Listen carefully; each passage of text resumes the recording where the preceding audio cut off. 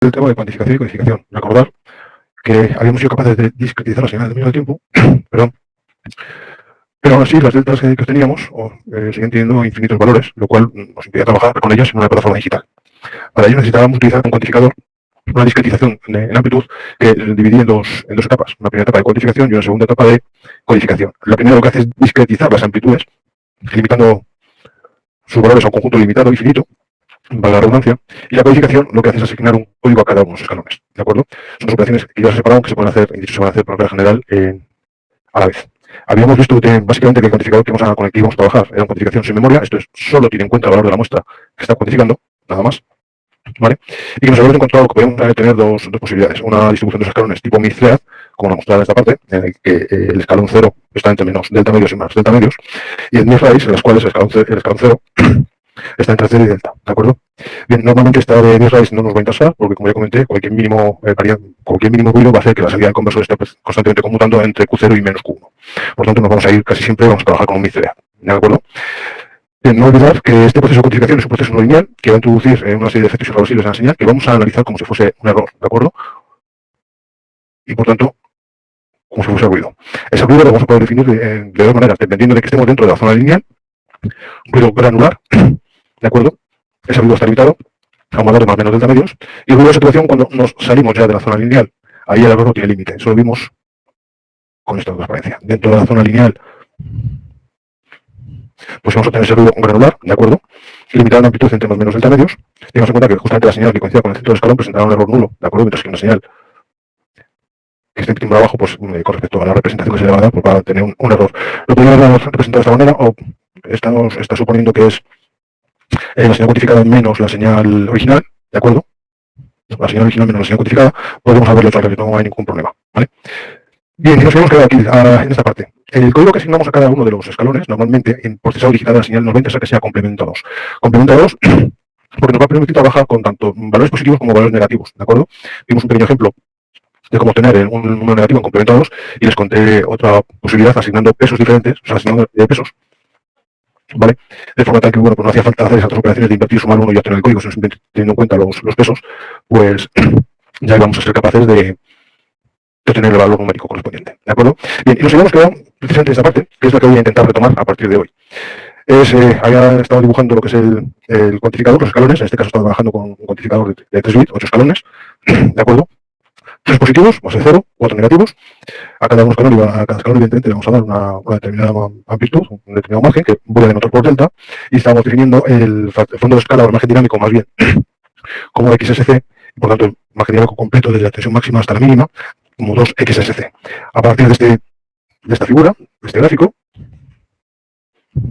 pues es lo que vamos a intentar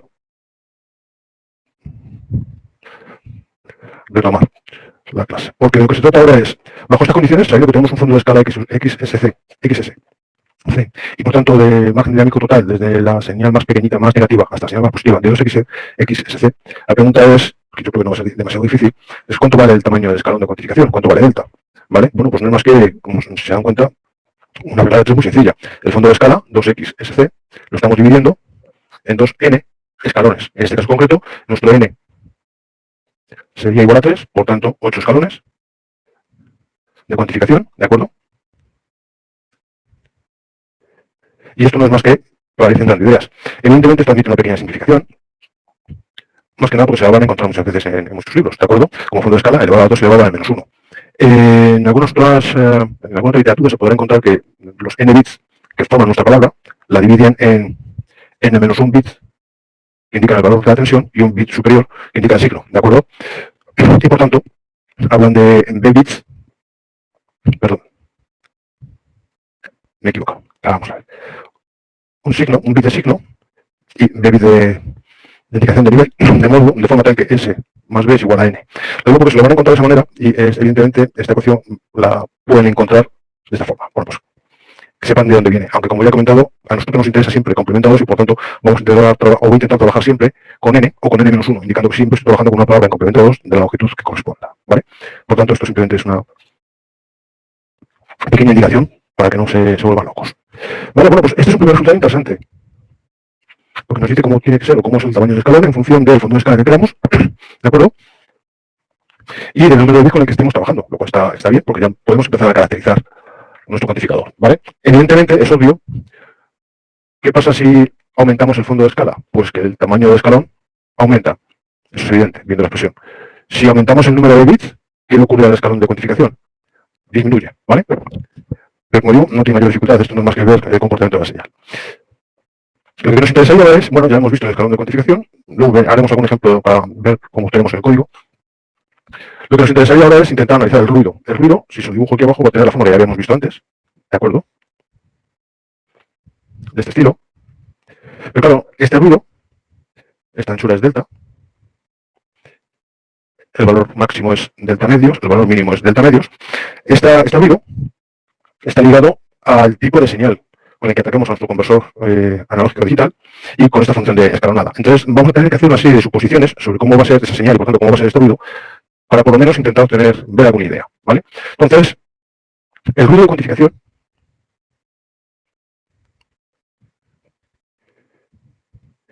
y ojo, es ruido de cuantificación, ruido que añadimos a nuestra señal en el proceso de cuantificación. No tiene nada que ver, en principio, con el ruido que ya traiga la señal antes, ¿de acuerdo? Este es el ruido que introducimos por el propio proceso de cuantificar la señal o limitar su conjunto de valores, ¿de acuerdo? Bien, vamos a suponer que ese ruido de cuantificación va a ser una variable aleatoria, uniformemente distribuida,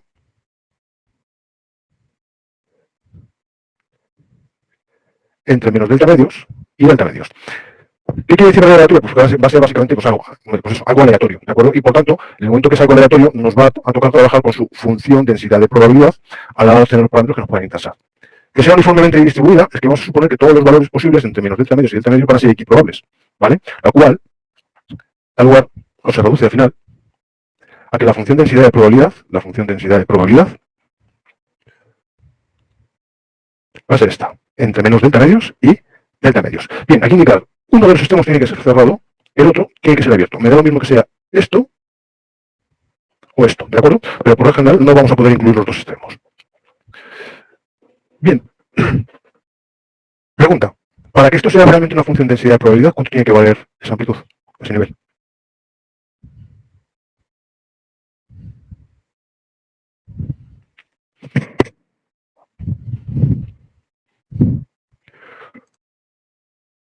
¿Cómo sabe? 2 entre delta, ¿no? 2 entre delta. ¿Por qué ha dicho usted ese valor? Porque en total tienen que ser, o sea, en total tiene que ser 1 y como todos tienen que valer, tiene que ser 1 entre delta medios, el delta, no, entre delta, perdón. Sí, es lo que iba a decir. El razonamiento es correcto. Si esto es una función de densidad de probabilidad, el área bajo la curva tiene que ser 1, ¿de acuerdo?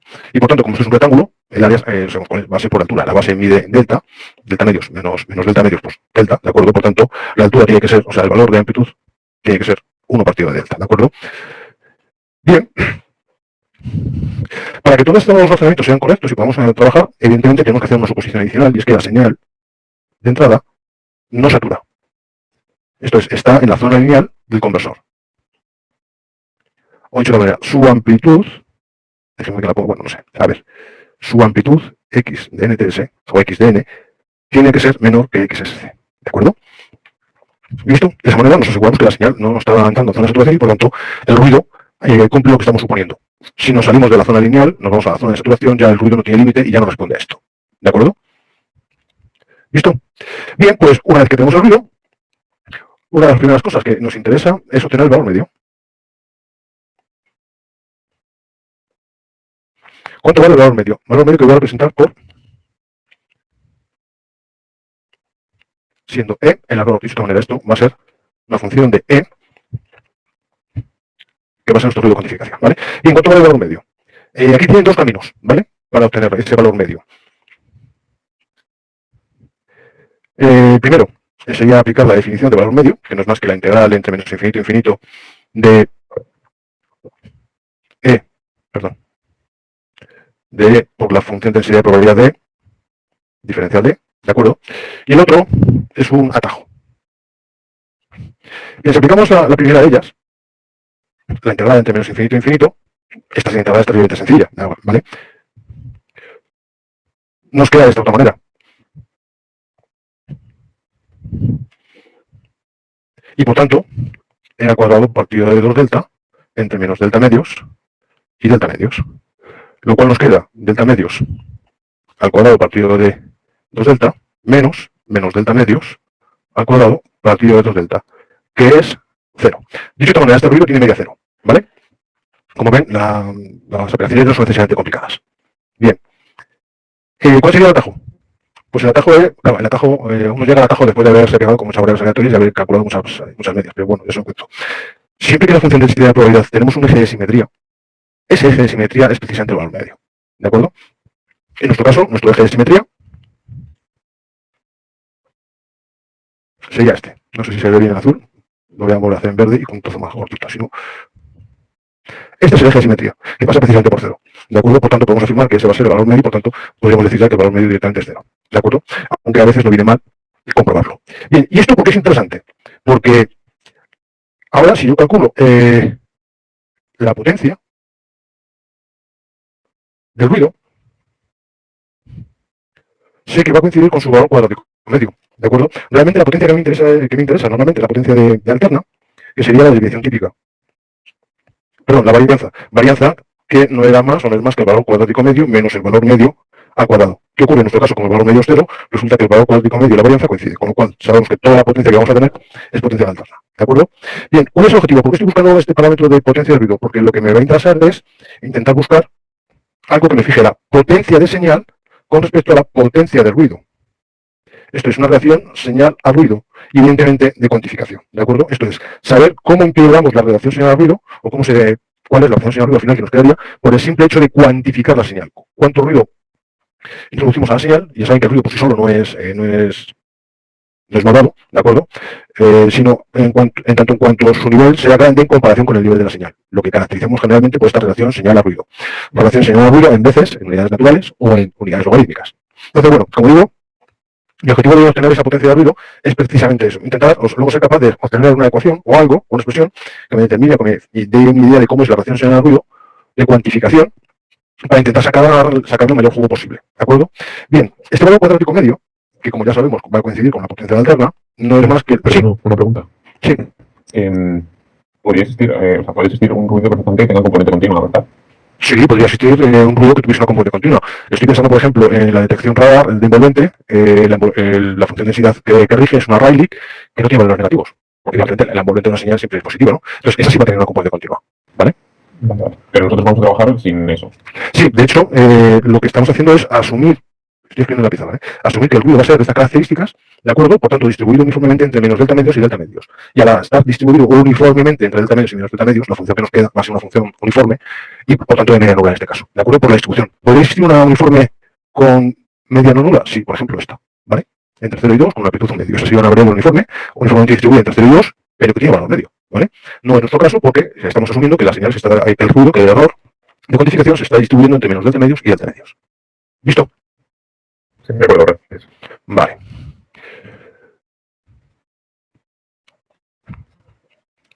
Bien, como decía entonces, el valor cuadrático medio, que va a coincidir con la potencia delta de la señal, puesto que no tenemos continua, no es más que la integral entre menos infinito e infinito de la variable al cuadrado por la función de densidad de probabilidad. ¿De acuerdo? Evidentemente eso nos va a quedar limitado entre menos delta medios, no queda más remedio, puesto que a fin de cuentas fuera de ese intervalo la señal, el ruido no está definido, ¿de acuerdo? De acuerdo con la función de densidad de probabilidad, que no es más que e al cuadrado por 1 partido de delta, diferencial de, lo cual acaba siendo e al cubo partido de 3, partido de 1 partido de delta, que deberíamos evaluar entre menos delta medios y delta medios. Con lo cual es fácil, y luego ya dicta el resultado, llegar a que el ruido, o la potencia del ruido, mejor dicho, es delta al cuadrado partido de 12. Bueno, y este ya es un primer resultado interesante, porque me está diciendo que es lo que yo podría hacer para conseguir que este ruido de cuantificación sea lo más pequeñito posible y por tanto me afecte lo menos posible. ¿De acuerdo? Con lo cual ya tenemos dos ecuaciones, la primera que nos da el tamaño del escalón y esta segunda que nos da la potencia del ruido, que nos van a aportar bastante información. ¿Vale? Bien, deberían aprenderse la memoria, aunque como han podido observar, el desarrollo o la obtención de la misma es muy sencillo, con lo cual en un momento dado uno puede no saberse la memoria, se lo puede llegar a deducir de forma rápida. ¿Vale? Entonces, vamos a darle un par de vueltas a esta potencia de ruido. Vamos a ver, ahí. Potencia de ruido que voy a volver a escribir junto con el escalón de cuantificación.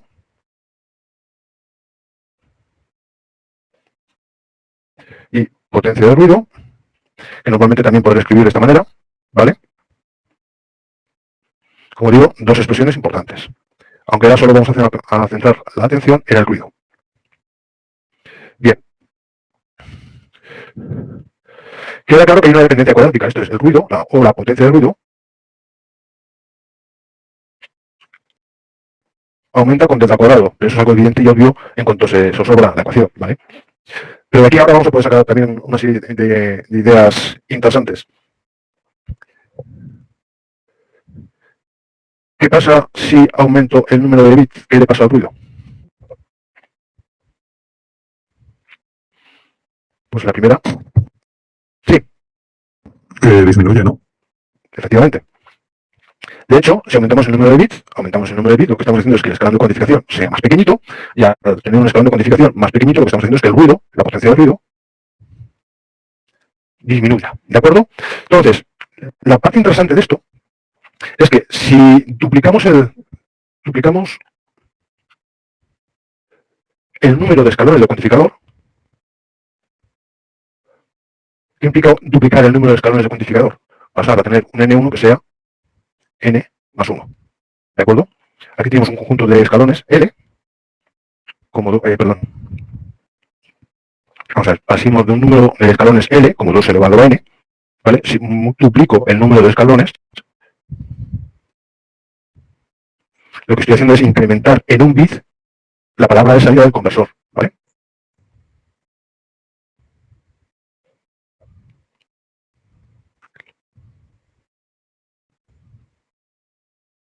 ¿Visto?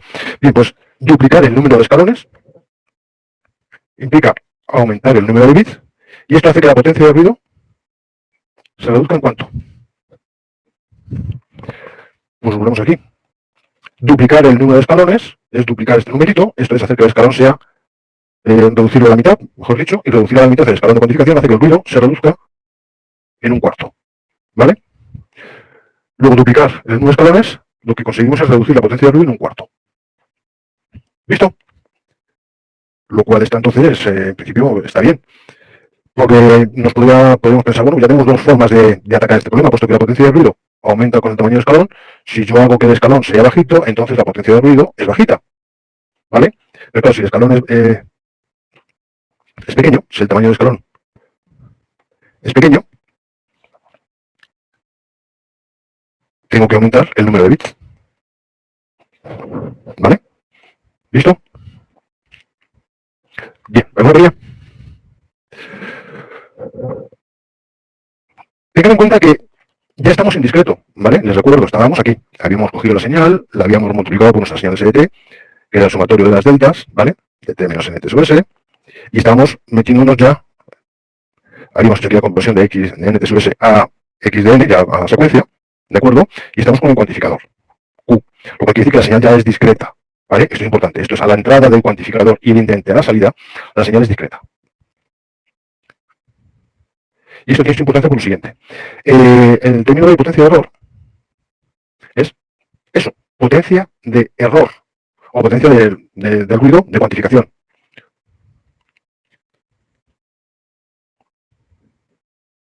¿Vale? Bien, ¿sobre qué ancho de banda se tiene que desarrollar esa potencia de ruido? Pues sobre el ancho de banda que presenta una señal discretizada. ¿Y cuál es el espectro de una señal discretizada? Como ya saben, periódico de periodo 2pi, con lo cual, con representar el espectro en términos pi y pi, asunto resuelto. También lo podría representar en 3 de 2pi, ¿de acuerdo? De hecho, ya les comenté el otro día ese camino, ese pequeño atajo para determinar cómo nos queda el espectro a la hora de digitalizar, ¿vale? Bueno, pues lo que vamos a hacer entonces es, como digo, toda esta potencia de ruido se tiene que distribuir en este espectro, ¿vale? Lo que vamos a hacer es asumir que ese espectro, que esa distribución va a ser uniforme. Esto es, que el área bajo esta curva, si la integrásemos, nos daría precisamente la potencia de ruido que acabamos de calcular. Lo cual nos permite determinar cuánto vale la densidad espectral de potencia de ruido. Que no sería más que, precisamente, todo el ruido que tenemos dividido en todo el ancho que tenemos, en todo el ancho de banda que tenemos. ¿Vale? ¿Listo? Pero esto es un detalle importante, interesante, que volveré sobre él dentro de un ratito. Ahora mismo todavía no. Pero me interesa comentarlo ahora, ya aprovechando que estamos hablando de ruido. ¿Vale? ¿Todo el mundo me ha seguido hasta aquí? ¿Alguien se ha perdido? Vale. Pues ya estamos en disposición de intentar calcular una relación señal-ruido de cuantificación. ¿Vale? Bien, cuando utilizo letras en minúscula, estoy trabajando siempre, vamos, es una ley no escrita, estoy trabajando en unidades naturales, con lo cual, si quiero calcular una relación de señal a ruido, lo que quiero es potencia de señal a potencia de ruido. ¿Vale? Lo que estoy intentando determinar es cuántas veces es más grande la señal que el ruido, porque a fin de cuentas eso me va a dar la calidad de mi sistema. Bueno, pues esto, potencia de señal, no es más que el valor cuadrático medio de la señal partido del valor cuadrático medio del ruido. Y ese valor cuadrático medio de la señal, para la señal alterna y demás, no es más que su tensión eficaz al cuadrado partido de la potencia de ruido que ya acabamos de calcular y que sabemos cuánto es. ¿De acuerdo? Bien, estoy hablando de tensión eficaz. No me pongan directamente aquí el 1 partido de 2 por la tensión de pico, porque eso es cierto solamente para señales sinusoidales. ¿De acuerdo? Para cualquier otro tipo de señal, esa relación que acabo de contar no es cierta. Lo estoy hablando aquí de tensión eficaz, ¿vale? Si la señal es sinusoidal, ya saben cuál es, y si no, pues habría que calcularla. Bien, llegados aquí, bueno, ya tenemos la relación señal-ruido. Esta es la relación señal-ruido. Lo que ocurre es que no es excesivamente cómoda de trabajar, o al menos no nos da una visión clara de cómo influyen los distintos elementos del cuantificador. Para empezar, está oculto en el delta, está oculto el número de bits y el fondo de escala. Y me gustaría que en la expresión de relación señal-ruido apareciese el fondo de escala y el número de bits para ver si eso me da alguna idea. Entonces, lo primero que tengo que recordar es lo que ya tengo ahí arriba, que el tamaño del escalón no es más que el fondo de escala XSC partido de 2 elevado a n-1, ¿de acuerdo? Bien, y otro parámetro que voy a introducir es lo que se llama factor de forma, que hace. Está definido como la tensión de pico, el valor de pico partido de la tensión eficaz, ¿vale? Bien, esto va a ser siempre un número mayor que 1. Y nos da idea, lo voy a poner aquí, porque aquí a la izquierda, de la distribución de las amplitudes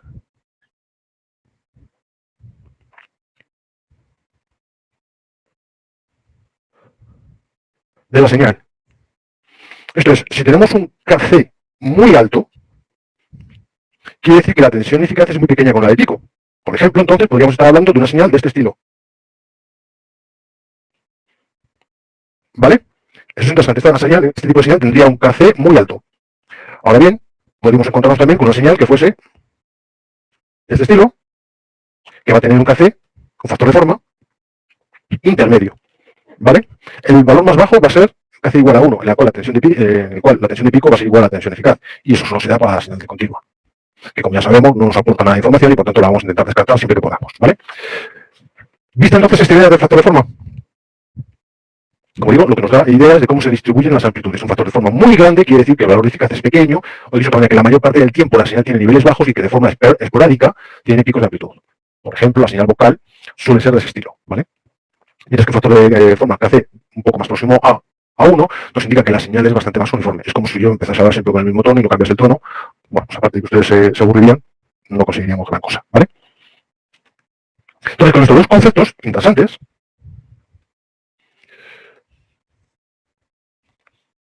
puedo reescribir la ecuación de la relación señal-ruido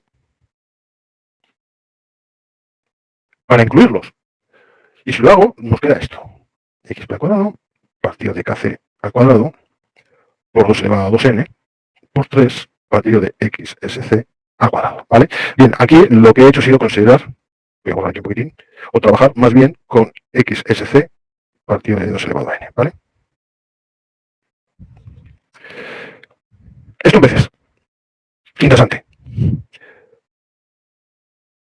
Ya tenemos esa relación. Genial. Lo que ocurre es que normalmente en veces no solemos trabajar en unidades logarítmicas, con lo cual lo que tendríamos que hacer sería pasar esto a dBs.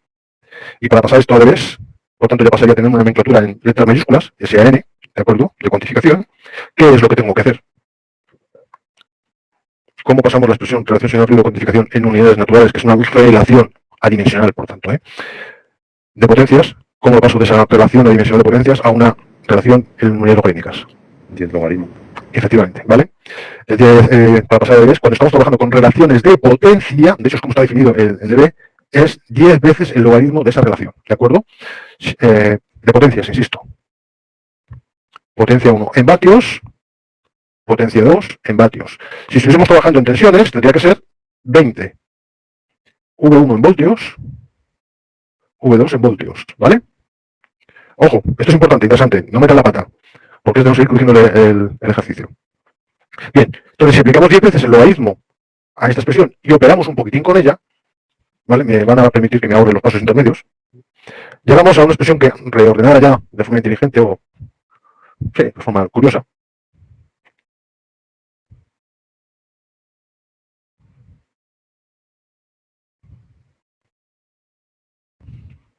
Es esta. Bien, no es única, no es universal. Se pueden encontrar con otro tipo de expresiones en las que hayan cambiado ligeramente los conceptos, ¿vale? O las ideas. Todo es básicamente porque yo aquí he estado trabajando con el factor de forma, pero si en lugar de trabajar con el factor de forma trabajo con otra cosa, con alguna otra relación o con algún otro concepto, pues me va a dar una expresión, digamos, ligeramente diferente, ¿de acuerdo? Hay un par de cosas que no van a cambiar, pero la expresión podría llegar a cambiar, con lo cual tengan cuidado y no la consideren como un absoluto, no es un absoluto, ¿vale? Es relativo, es una de las múltiples formas que puede llegar a tener esta expresión, que a mí me interesa, porque ahora me permite realizarla con bastante detenimiento y con bastante aprovechamiento por nuestra parte, ¿vale? La voy a copiar, si no la voy a llevar a otra página.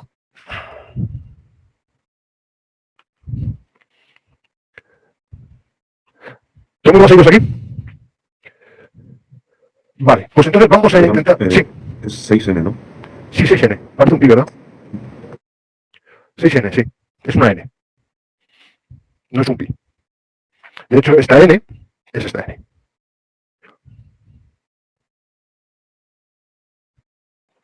¿Vale? Vale, gracias. Luego, además, me ha venido genial su pregunta porque ahora ya voy a ir directamente aquí.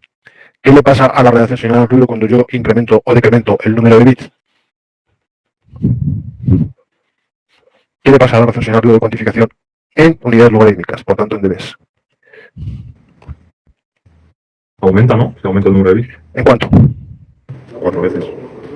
¿Y en dBs? En dBs, 6 dBs. Incrementos o decrementos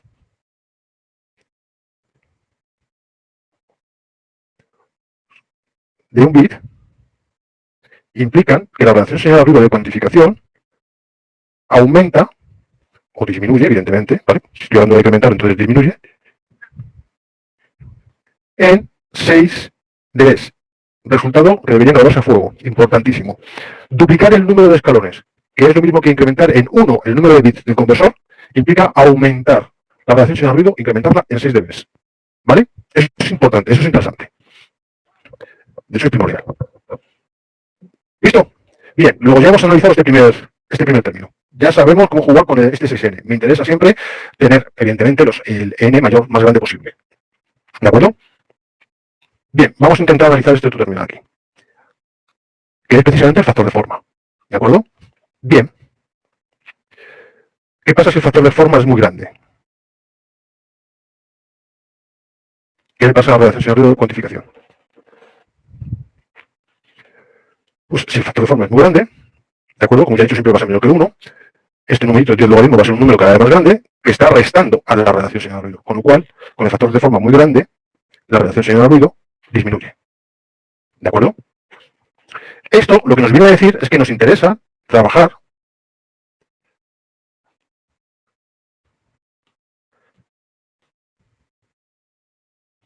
con señales cuyo factor de forma sea pequeño. Ya saben que mínimo es 1, ¿de acuerdo? Pero no es controlable. Y no es controlable porque la señal que quiero procesar, o tratar, o analizar, o lo que sea, es la que es, y yo no la puedo cambiar. De hecho, si la cambio ya no es la señal que quiero procesar. Es otra, ¿de acuerdo? Entonces, es un parámetro sobre el que vamos a tener muy poco, por no decir nada, posibilidad de ajuste. Como digo, la señal que me va a entrar al conversor digital es la que es, y ya está.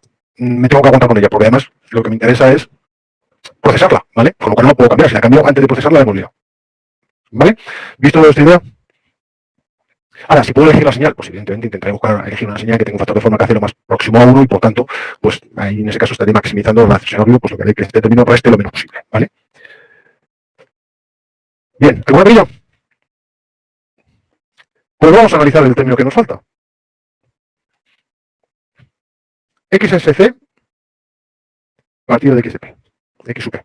Les recuerdo, XSC es el fondo de escala, ¿vale? Positivo o negativo, que tiene el conversor analógico digital, y XP es el valor de pico de la señal. ¿Cómo nos interesa que sea el valor de pico de la señal con respecto al fondo de escala del conversor? ¿O cómo nos interesa que sea el fondo de escala del conversor con respecto a la tensión de pico de la señal? O dicho de otra manera, por si acaso alguien se ha perdido. ¿Qué pasa si el valor de pico, ¿vale?, es menor que el fondo de escala? Esto básicamente quiere decir, por si alguien se ha perdido, que si dibujo aquí mi cuantificadora, ¿vale? Esto es XSC, esto menos XSC. Lo que estoy diciendo, con que la tensión de pico sea más pequeña, es que mi señal viene por aquí, ¿vale? XP menor que XSC. En contraposición, por ejemplo, a esta otra señal, la que voy a dibujar ahora en color amarillo, en la que XP es igual a XSC. Y en contraposición, a su vez, a esta que voy a dibujar en rosa, en las que XP es mayor que XSC, ¿vale? Vamos a ver, ¿nos interesa este último caso? ¿Nos interesa que el valor de pico de la señal sobrepase el fondo de escala del conversor analógico digital? No. No. Bien. La pregunta era fácil, solo tenía el 50% por aceptar, ¿no? Está bien. Ya que es la pregunta que viene a continuación. ¿Por qué? ¿Por qué no me interesa que el valor de pico sobrepase el fondo de escala? Porque se sale del conversor, no podemos controlarlo entero. Evidentemente, pero que está dentro de la definición. Si X superior menor que XSC es que me estoy saliendo del conversor, ¿vale? Luego, en la definición no cuenta lo definido. Va bien, pero hay que darle una vuelta más a eso. Porque se satura, ¿no? Efectivamente, porque entramos en zona de saturación y el ruido se dispara. Zona de saturación y el ruido se nos dispara. La radiación del ruido se nos va a la porra. De hecho, empezamos a tener problemas de distorsión enormes.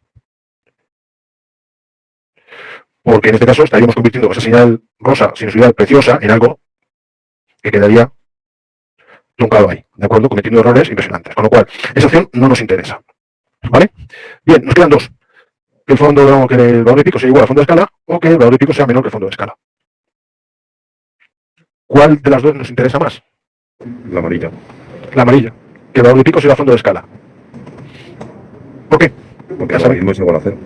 Efectivamente, si el logaritmo es igual a 0, este término de aquí no resta. ¿De acuerdo? No resta nada.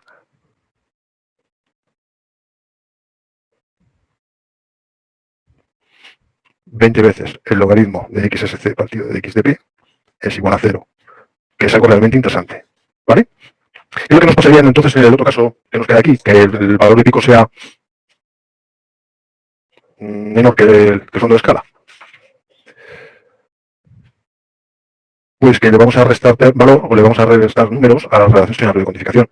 Porque estaríamos hablando de que XP, como digo, es menor que XSC, y por tanto el logaritmo. A ver, vamos a ir por partes. XSC partido de XP. Si XP es menor que XSC, esto es mayor que 1. Por tanto, 20 veces el logaritmo de algo que es mayor que 1 nos va a dar un número mayor que 0. Y por tanto, restamos a la relación de cuantificación global. ¿Listo? Luego, siempre que pueda, me interesará ajustar la excursión de la señal al fondo de escala del conversor. O ajustar el fondo de escala del conversor a la excursión de la señal. Ahí ya me daría lo mismo una opción u otra. ¿Vale? ¿Listo? Como repaso, la rosa no me interesa porque entramos en saturación, por tanto tenemos una distorsión impresionante y el ruido se nos dispara. Y el azul tampoco me interesa porque entonces lo que estamos haciendo es reducir la radiación al ruido por no ejercitar el conversor AD analógico digital a fondo de escala. ¿De acuerdo? Por dejarnos escalones sin ejercitar. Eso va a hacer que nuestra radiación al ruido de cuantificación se reduzca. ¿Listo? Bien, me voy a pedir ya. Bueno, pues entonces continuando con ello, el diagrama de bloques, o sea, el dispositivo electrónico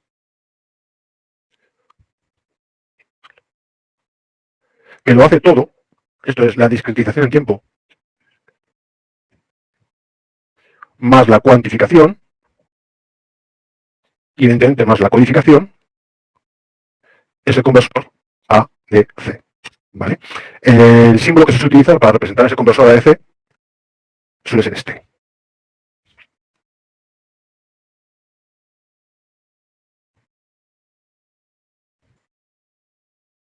Aquí entra la señal analógica y aquí sale la señal digital.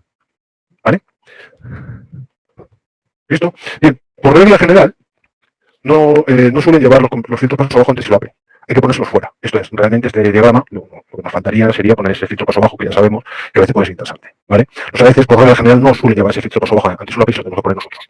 La única excepción a esto podría ser los códecs de audio, ¿vale? Conversores, codificadores y decodificadores de audio, por ejemplo, el que lleva en su teléfono móvil, que hace las veces de conversor de analógico a digital y también tiene la parte de conversión de digital a analógico, ¿vale? Pues los códecs de audio sí suelen llevar el filtro. Los conversores a veces por lo general no, y por tanto lo tenemos que poner nosotros fuera. Por eso es por lo que no lo he metido dentro. ¿Listo? ¿Vale? Bien.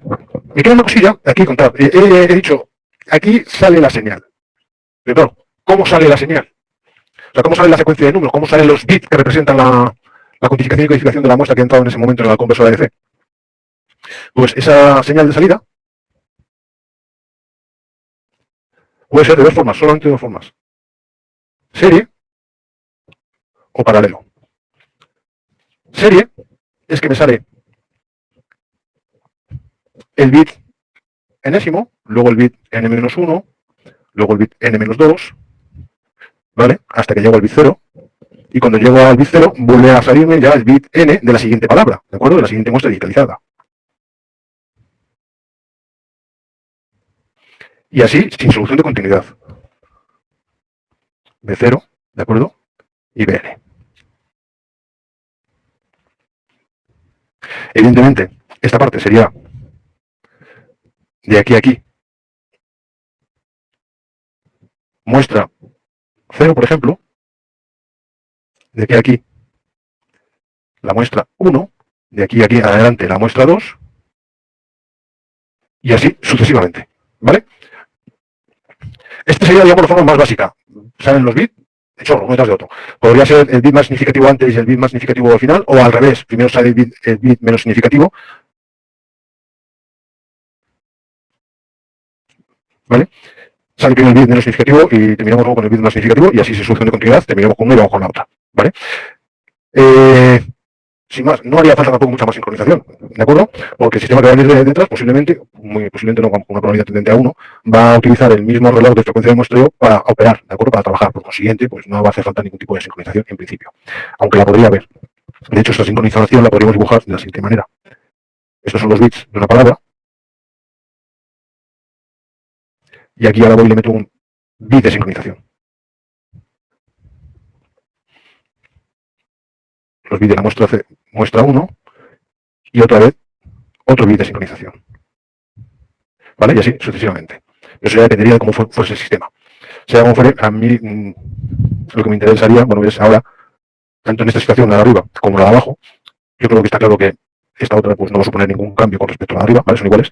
En estas dos situaciones, ¿cuál es el régimen binario?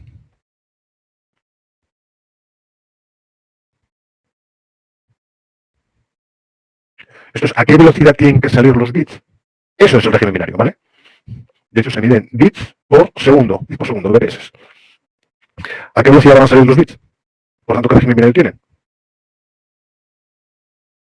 ¿Entendía la pregunta? La frecuencia por los bits, por las muestras. No, por las muestras no. Si estamos hablando del régimen de bits, lo único que sería es la frecuencia de muestreo por el número de bits por muestra, ¿de acuerdo? De hecho, la idea, si se hago dibujar, sería BSUN, o sea, va encaminado, lo que pasa es que le sobran las muestras, ¿vale?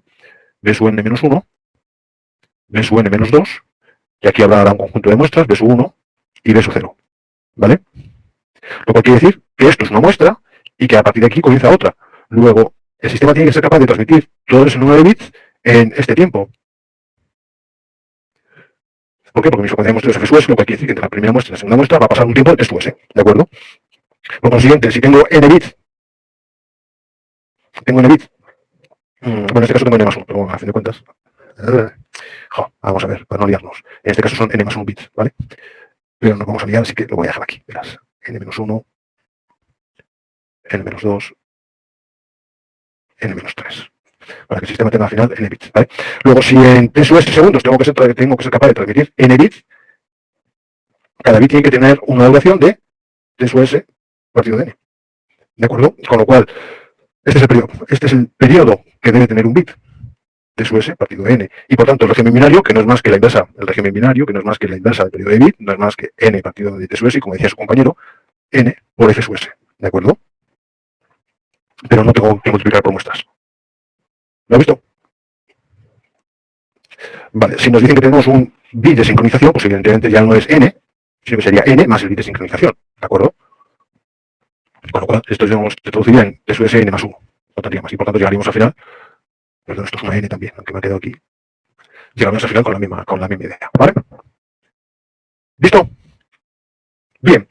Si la salida es paralelo, lo que ocurre es que tengo tantas líneas como bits. Bit 0, bit 1, bit 2, bit n-1, por tanto bit enésimo. Transmito el bit 0 y a la vez, evidentemente, el bit 1 y a la vez el bit 2 y a la vez el bit enésimo, ¿de acuerdo? El bit n-1. Pasado TSUS segundos, tengo que sacar, esta sería la muestra 0, pasado TSUS segundos tendría que sacar los bits de la siguiente muestra.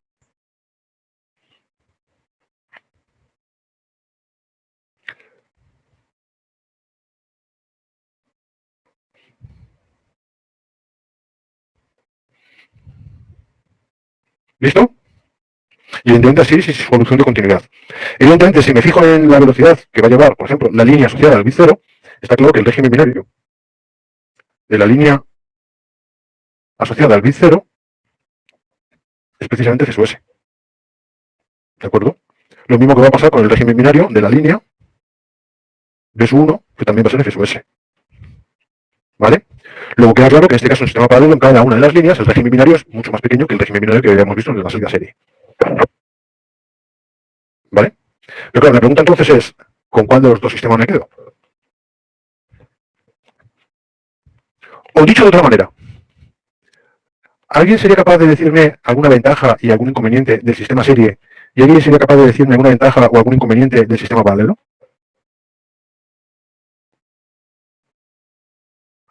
Paralelo más rápido, ¿no? El paralelo es más rápido. ¿Qué entiende usted por rápido? Claro, eso habría que definirlo, ¿no? Eso quiere decir eso de rapidez, habría que definirlo. ¿Qué entiende usted por rápido? De hecho, fíjese que en los dos sistemas soy capaz de sacar todos los bits a tiempo, ¿vale? Con lo cual, lo de rapidez ahí no sé, habría que matizarlo un poquitín.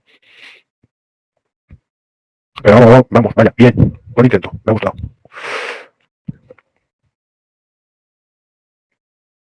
Vale, ¿alguna idea más?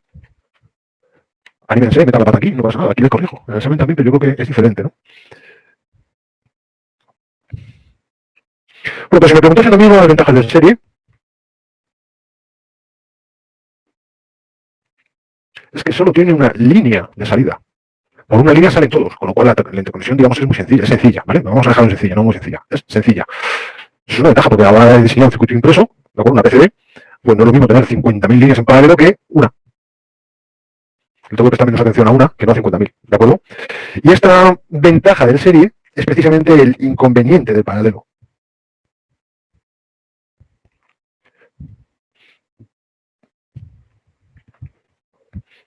Digamos que esto sería una ventaja y esto sería un inconveniente.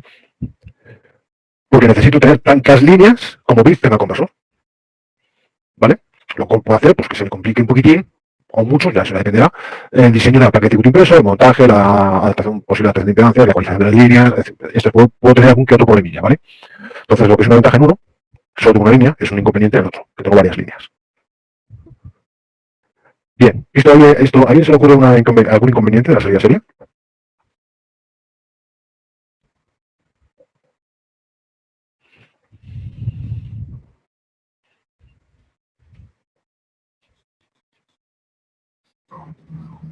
El régimen binario aumentará a medida que aumenta el número de bits, ¿no? ¿Eso en cuál? ¿En la serie o en la paralelo? En la serie.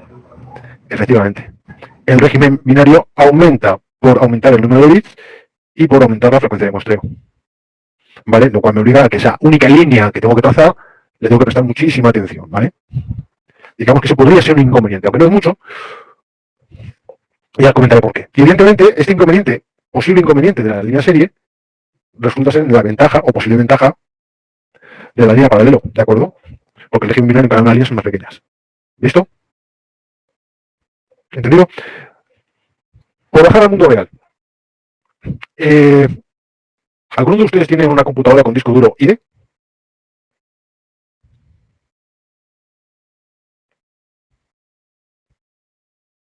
Seguro que alguno de ustedes tiene una computadora con disco duro SATA. El IDE es un poco más antiguo, puede que ya tenga a lo mejor no un disco duro, sino un lector de CD, ¿vale? Que sea todavía IDE. Mientras que el puro ya todo lo que van a encontrar va a ser SATA, ¿vale?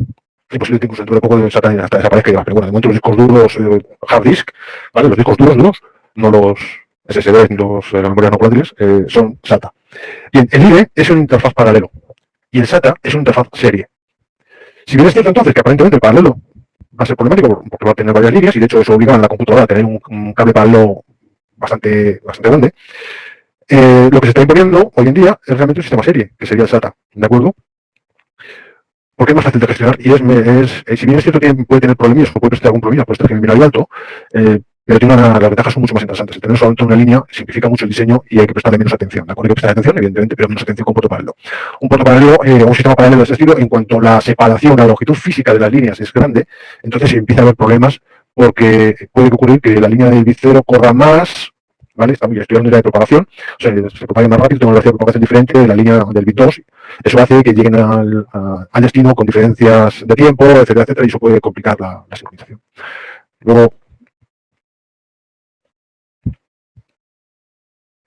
en que se esté poniendo más ¿de acuerdo? Salvo para sistemas de baja velocidad y un número limitado de bits, que nos podemos encontrar sistemas paralelos, la mayoría van a ser sistemas serie, ¿vale? Bien. Por añadir un poco de cultura general, porque lo que hemos visto no deja de ser un modelo matemático que intenta representar cómo se comporta el conversor analógico digital, ¿de acuerdo? Un posible modelo conceptual, simplemente para hacer una idea de cómo luego esto lo podríamos llegar a la práctica, ya sé que lo van a otras lecturas contables con más detalle, podría ser algo parecido a lo siguiente. Por ejemplo, podríamos encontrar con un conversor ADC de tipo SAR, del registro de aproximaciones sucesivas, Successive Approximation Register, ¿de acuerdo? Que básicamente es algo parecido a esto, ¿vale? A nivel muy sencillo, muy esquemático. O sea, que no me lo tomen todo al pie de la letra.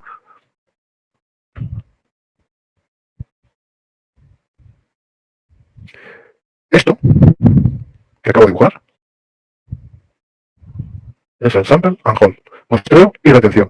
Cuando le toca cierre el circuito, supuestamente el condensador se carga instantáneamente con la tensión que hay a la entrada, x de t, ¿de acuerdo? Y una vez que el condensador se ha cargado de forma instantánea, levanto el circuito. Y ahora retengo, el condensador retiene el valor de la tensión hasta que lo que viene a continuación, que lo que voy a dibujar ahora, puedo realizar la conversión, ¿vale? Como digo, sample and hold, muestreo y retención. Insisto, no deja de ser un modelo, porque para empezar he dicho que en cuanto cierre el circuito, el condensador se acaba instantáneamente. No es cierto, ¿vale? Porque por aquí hay impedancias en un lado o en otro y demás que hacen que acabe el condensador no sea instantánea. Pero bueno, luego además he dicho que cuando levanto el interruptor, el condensador mantiene la tensión, lo cual tampoco es cierto, porque tienen pérdidas, de hecho va cayendo con el tiempo, etcétera. Pero como digo, como modelo nos vale. Pero lo que hace el SAR ahora es meterlo a un operacional en forma de comparador. Y compara la tensión de entrada con una señal de referencia. Esa señal de referencia la vamos a generar con un conversor digital a analógico. Y evidentemente lo que tenemos entre medias es una lógica de control que, leyendo la señal de comparación, le dice al conversor DAC qué bit tiene que poner a 1 a 0. ¿De acuerdo? Evidentemente esta lógica de control tiene que funcionar a NF sub S, porque tiene que ser capaz de determinar los n bits en lo que el interruptor está abierto, que es precisamente un opacío de F sub S y T sub S, ¿vale? Y básicamente lo que hace esta lógica de control es, cuando empieza, esto es, cerramos el interruptor, el condensador se carga, y lo que hace la lógica de control es decirle al DAC a su bit más significativo, 0, 1, 2, n-1, ponte a 0. Este genera la señal, evidentemente con todos los demás a ceros, ¿vale? genera la tensión correspondiente a este código y se compara. Si la tensión de aquí es mayor que la de aquí, la lógica de control le dice, vale, cámbialo a 1. Pasamos al siguiente bit. Como este bit ya le tengo, lo dejo. Esto sigue siendo 0. Ya la lógica de control se dedica aquí. Dice, pongo un 0. Y voy a comparar. Si la tensión de aquí sigue siendo mayor que la de aquí, la lógica de control le dice ahora, pon un 1. Y pasamos al siguiente bit. Este bit ya está decidido, me toca decidir el siguiente y los otros valen 0. Empiezo a poner 0 y comparo. Si ahora la tensión de aquí es menor que la de aquí, la lógica de control dice, vale, ya tengo, vale 0. Y así, hasta que evidentemente ha recorrido ya todos los bits. Y al final, en el registro interno de la lógica de control o en el propio DAC, y aquí ya podríamos sacar los n bits de la codificación. ¿Listo? Como evidentemente tengo que esto lo voy haciendo poco a poco, primero un bit, luego otro, luego otro, en la lógica de control, el comparador y el DAC tienen que ser capaces de funcionar a n veces, siendo n el 9 bit, la frecuencia de muestreo del conversor. ¿Vale? Bueno, pues esto sería un conversor SAR, de aproximaciones sucesivas. A nivel conceptual, insisto, ¿vale? Evidentemente tiene algunas limitaciones. La frecuencia de muestreo no puede ser muy alta, más que nada porque la lógica de control va a tener que ser capaz de trabajar a una frecuencia muchísimo más alta, ¿de acuerdo? Si estamos pensando en un conversor ADC de 16 bits, con una frecuencia de muestreo de 1 MHz, la lógica de control tiene que ser capaz de trabajar a 16. ¿Vale? Pero es que si estamos a 200 MHz de frecuencia de conversión del conversor analógico digital, este tendría que ser capaz de funcionar a 1,8, ¿vale? A 2,2 GHz, perdón. Por lo cual ya evidentemente estamos hablando de otras cosas. ¿Listo? Bien, hay otro, muchísimo más rápido, se llama flash, pero no por la memoria, sino por el flash fotográfico, ¿vale? Porque el flash fotográfico siempre genera un destello, ¿no? Es una luz muy intensa, pero de muy corta duración. Por eso es por lo que se conoce, como flash. Bueno, pues hay otro tipo de conversores, también conocidos como flash, que lo mismo, tenemos nuestro conversor, nuestro sample and hold, nuestro muestreo de retención, exactamente igual, que se cierra cada FSUS segundos, o sea, cada TSUS segundos, esto es a razón de FSUS veces por segundo. Bueno, y ahora lo único que hacemos es pasar esto a una batería de comparadores, más, menos, con Vn-1, más, menos, con Vn-2, más, menos, con V1, evidentemente aquí me faltan entre medias, y más, menos, con V0 aquí. ¿Vale? Entonces la idea es muy sencilla.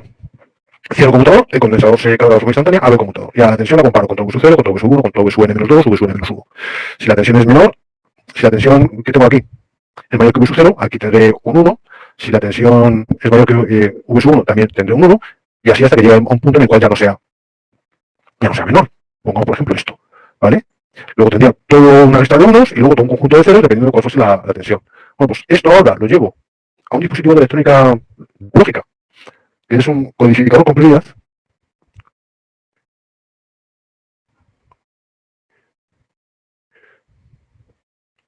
Que lo que hace es convertir, ver cuál es el bit más alto que está puesto, y en este caso he dibujado 4, bueno, pues lo que diría es, en este caso concreto, estamos hablando de 1, 2, 3, 4, estaríamos hablando del 3, nos entregaría un código 1, 1. Por ejemplo. Perdón, 0, 1, 2, no, nos estaría entregando un código 1, 0. Más que nada porque el bit de mayor peso, o sea, la entrada de mayor peso que está puesta a 1, ¿vale? Sería esa. Como digo, codificador con prioridad. Dentro de la familia de la lógica TTL, de las que decimos también, existen codificadores con prioridad de 16 entradas, creo recordar, ¿vale? Creo recordar, estoy hablando de memoria.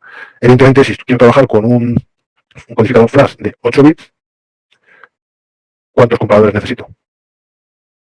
256. Y el codificador tiene que ser un codificador de 256 niveles, ¿vale? Con lo cual, bueno, pues son terriblemente rápidos, porque lo que voy a tardar es lo que tarde el comparador en los comparadores en decidir si la tensión es mayor o menor, y eso es prácticamente instantáneo, más luego lo que pueda tardar la lógica de este codificador con prioridad en codificar esa palabra. ¿Listo? Pero una pregunta. Sí. ¿El flash como que trabaja en paralelo también sería? No, no trabaja en paralelo. Bueno, trabaja en paralelo. Vamos a ver. Según la tensión que hay aquí, para una determinada tensión, todos los comparadores cuya tensión sea más pequeña, ¿vale? Van a valer 1, todos los comparadores cuya tensión sea más grande van a valer 0, y lo que hace, de lo que se encarga el codificador de prioridad es fijarse cuál es su línea de entrada de mayor peso para codificarla, ¿vale? En este caso, como estoy trabajando con un ejemplo de 4 bits, estamos hablando de esta sería la línea 0, la línea 1, la línea 2, la línea 3. Él dice, pues mira, la línea de mayor peso que es 1 es la línea 2, por tanto, lo que codifico lo que entrega la salida es un 2, ¿vale? En binario. Esa entrada, esa salida podrá ser en paralelo, podrá ser en en serie. En este caso estaríamos hablando de un sistema muy sencillo de 2 bits, y como ven ya se complica. Si nos vamos a uno ya de 8 bits, 256, pues la cosa puede ser un poco más compleja. Pero son terriblemente rápidos, ¿vale? No sé si ha quedado, si me he explicado con claridad. Sí, lo he entendido, ahora sí. Gracias. Vale, nada, perfecto. Vale, pues si les parece, nos quedan 20 minutillos. Me gustaría hacer un par de ejemplos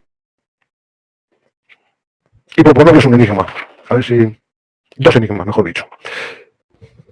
Vamos a ver, el primer ejemplo sería, suponiendo que estamos trabajando con un ADC de 8 bits y un fondo de escala de 1 voltio, ¿vale? Determinar el código correspondiente a una tensión de entrada de 0,28 voltios, determinar el código correspondiente a la señal seno de 2pi 128t en el instante t igual a 128 TSUS, suponiendo que el periodo de muestreo es de un milisegundo. ¿Vale?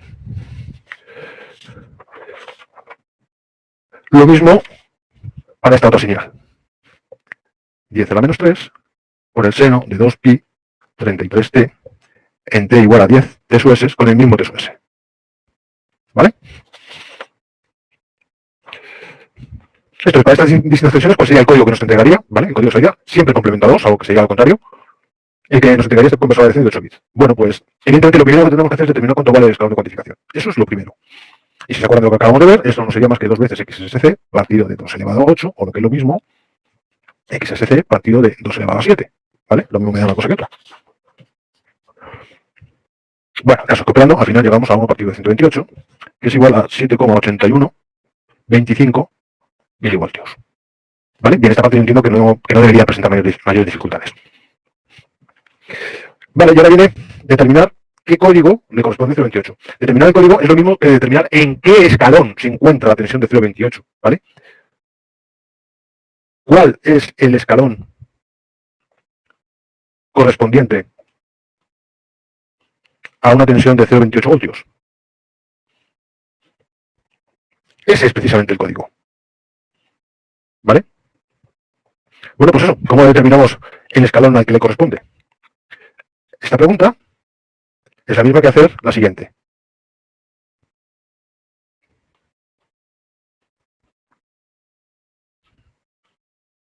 ¿Cuántos escalones caben en 0,28 voltios?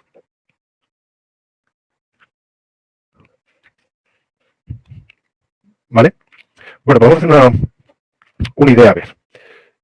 Me van a permitir que dibuje aquí otra vez el cuantificador, aunque esta vez solamente me voy a centrar en los positivos, ¿vale? Aquí tendría el escalón, por tanto, y ya con esto yo creo que nos valdría perfectamente para hacer el análisis. Evidentemente esto es menos delta medios, esto es delta medios, esto es 3 delta medios, por tanto esto es delta. Esto es 2 delta, ¿vale? Y este de aquí abajo, este final de aquí, 5 delta medios, ¿vale? Bien, si yo tengo una señal que va hasta aquí, la naranja, ¿en qué escalón quedaría?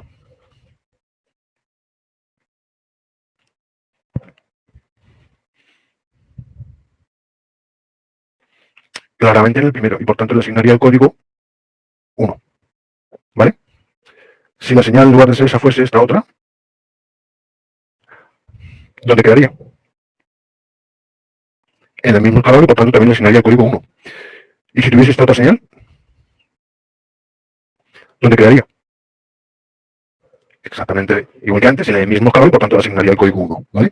Bueno, pues ¿qué operación matemática me permite a partir de la tensión determinar el escalón en el que quedo sabiendo el tamaño del escalón?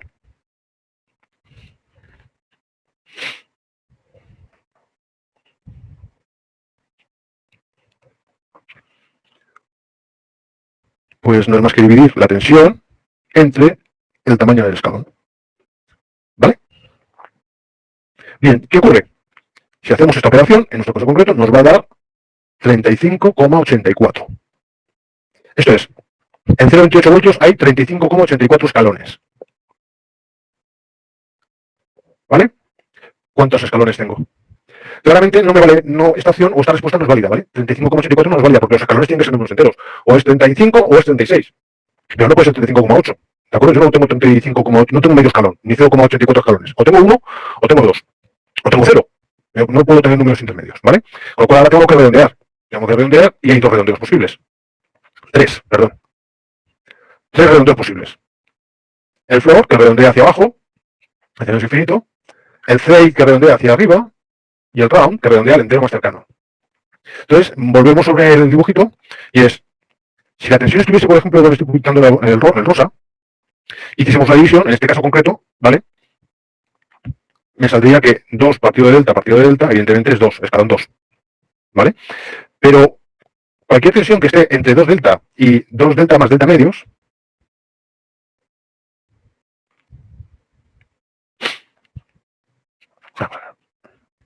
cualquier tensión que esté por aquí, también va a estar dentro del mismo escalón, ¿de acuerdo? Entonces, cualquier tensión que esté entre 2 delta y 2 delta más delta medios, si la dividís entre delta, 2 delta más delta medios dividido entre delta, es toda la tensión que esté comprendida entre 2 y 2 más 0,5, me la debería aproximar al escalón número 2. Pero el mismo razonamiento me sirve para una tensión que esté entre 2 entre 2 delta y 3 delta medios. Este 3 delta medios no es más que 2 delta menos delta medios. Si hago lo mismo, 2 delta menos delta medios entre delta, 2 menos 0,5. O lo que es lo mismo, todas las tensiones que estén comprendidas entre 2 menos 0,5 y 2 más 0,5 les tiene que asignar el código 2. ¿Vale? Por tanto, todas las tensiones comprendidas entre 1,5 y 2,5 me las tiene que aproximar a 2. Luego, la función floor no me vale, la función fade tampoco, más que nada porque el comportamiento de floor y de fade va a ser quisquilloso.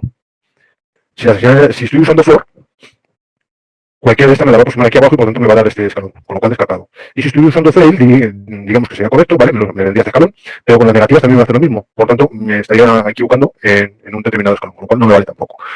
La regla que no me vale es la función round, que la función round lo que hace es aproximar al entero más cercano, ¿de acuerdo? Por tanto, todo lo que esté comprendido en este margen, entre 1,5 y 2,5, aproxima a 2. ¿Visto? Luego, llegados aquí, esto lo voy a borrar. Como digo, teníamos que aplicar la función round, redondeo, de 35,84, y por tanto nos saldría que nuestros 0,28 voltios tenían un escalón 36. ¿Vale? Sería cuestión de simplemente pasar ese número 36 a binario y asunto resuelto. No tendría mayor dificultad. ¿Vale? Bien, vamos con la siguiente. José Manuel. Sí. En el caso del punto 5, o sea, justo en el medio. Es lo que les había comentado antes. Justamente en el punto 5 va a pertenecer o a un intervalo o al otro. Ahí ya dependerá de cuál sea la máquina o de cómo funcione. ¿De acuerdo? Es lo que se había comentado antes. El intervalo es cerrado por un lado o abierto por un lado y cerrado por el otro. O sea, como fuere, evidentemente, si estoy abierto por la izquierda y cerrado por la derecha, todos los intervalos son iguales. Todos están abiertos por la izquierda y cerrados por la derecha. Por consiguiente, el 0,5 no pertenece a este intervalo, sino que pertenece a este. ¿De acuerdo? Vale. ¿Visto? Venga. Entonces, como decía, vamos con la siguiente. Permítame que le cambie el signo. Al seno, pues lo primero que tendremos que hacer sería particularizar el eje de tiempo, por tanto sería 128 por T sub S, por tanto 128 milisegundos. Eso haría que nuestra señal X de T fuese la de menos seno de 2pi por 128 por 128 milisegundos, ¿de acuerdo? Por 10 a la menos 3. Y si operan, y no me he equivocado, esto tendría que dar un valor de menos 0,666, ¿vale? Pues espero. Sí, ¿de acuerdo? Bueno, pues hacemos lo mismo, hacemos el round, se redondeamos, menos 0,666 partido de delta, y me da menos 85. ¿Vale? Como estamos trabajando con 8 bits, los pesos serían 1, 2, 4, 8, 16, 32, 64, 1, 2, 3, 4, 5, 6, 7, menos 128. ¿Vale? Estos serían los pesos que tendremos que asignar a cada uno de los bits de la palabra de 8 bits. Con lo cual, menos 128 más 85 me iría por el siguiente y así podríamos determinarlos sin ningún tipo de problema complementados. ¿Vale? ¿Listo? Bien, vamos con el último que tiene trampa. Evidentemente, no se lo voy a poner todo fácil desde el principio. Además es una trampa que me interesa.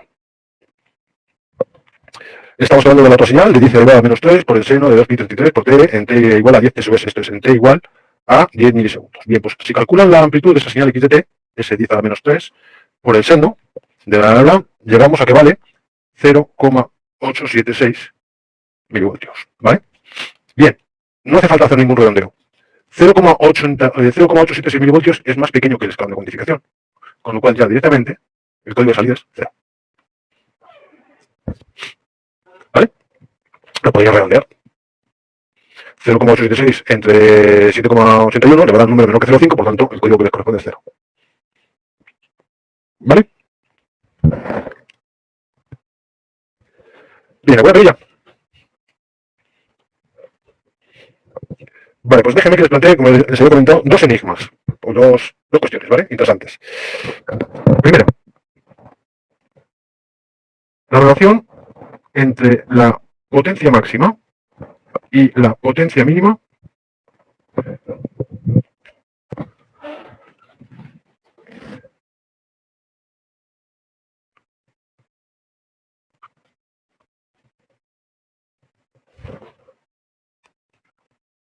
¿vale? ¿Cuál es la relación entre la potencia máxima y la potencia mínima que puede tener una señal a la entrada de una DC? Y para simplificar, vamos a suponer que es una señal sinusoidal, ¿de acuerdo? Esto es lo que estoy pidiendo es, para un determinado conversor AC, con un determinado número de bits, n, y un fondo de escala XSC, el que sea, evidentemente habrá una señal de amplitud máxima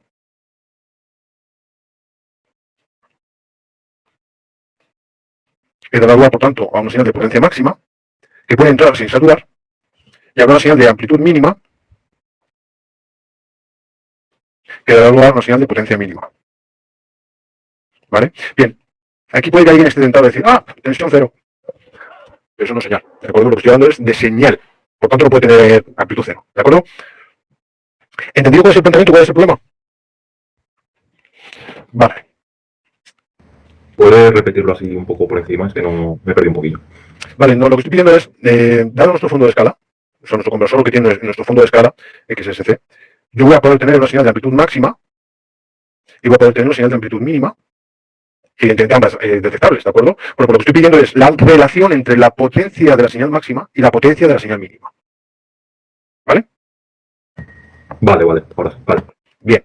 Bueno, pues vamos a ver. La tensión máxima, ¿cuánto puede valer? ¿Cuánto puede valer la tensión de pico máxima que puede entrar a un conversor ADC de fondo de escala XSC sin saturarlo? Venga, a ver, ¿de qué color era el caballo blanco de Santiago? Pues hasta XSC, ¿no? O sea, la medida del fondo de escala. ¿O más? Efectivamente, la amplitud máxima sin saturar es precisamente XSC, ¿de acuerdo? Bien, si esa señal de pico, y estamos suponiendo que la señal es sinusoidal, ¿cuál sería la potencia asociada a esa señal? Pues un medio del fondo de escala al cuadrado partido de la resistencia, ¿vale? Lo voy a dejar indicado en función de la resistencia, que podría asumir que la resistencia vale 1, van a ver que no me preocupa, que puede valer lo que quiera, ahora lo veremos, ¿vale? Y esa es la tensión máxima. Ahora, ¿cuál es la tensión mínima?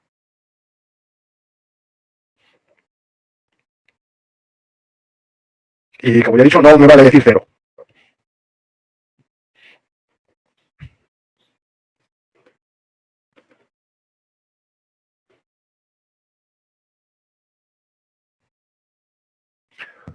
¿Delta medio o no tiene que ser?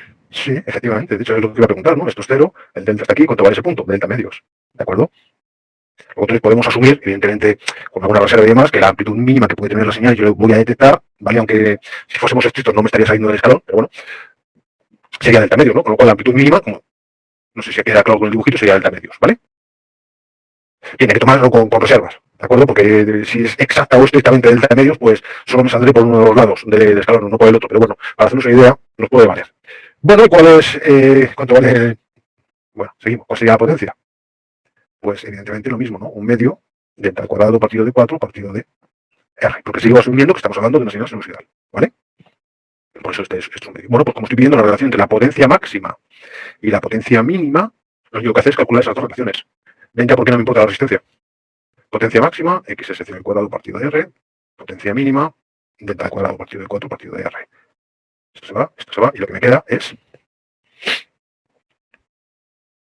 4, XS al cuadrado partido de delta al cuadrado. ¿Vale? Bien, pero démosle una vuelta, porque aquí tengo esta relación que depende del fondo de escala y del tamaño de escalón. Pero resulta que yo puedo poner el tamaño de escalón en función del número de bits. Con lo cual, si cojo esto y sustituyo aquí, lo que me queda es que la potencia máxima partido de la potencia mínima es 4x al cuadrado partido de delta al cuadrado 4x al cuadrado partido de 2 elevado a 2n. O lo que es lo mismo, 2 elevado a 2n. Y si esto lo pasamos a unidades logarítmicas, 10 logaritmo de 2 elevado a 2n. ¿Y eso que es igual? 2n por 10 por el logaritmo de 2, 6n.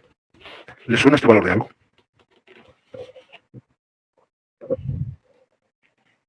Es precisamente la relación, ¿no? Cada vez que incrementábamos el número de bits en 1, la relación de ruido se me aumentaba, se me incrementaba en 6 veces. ¿Vale? ¿Viste la idea?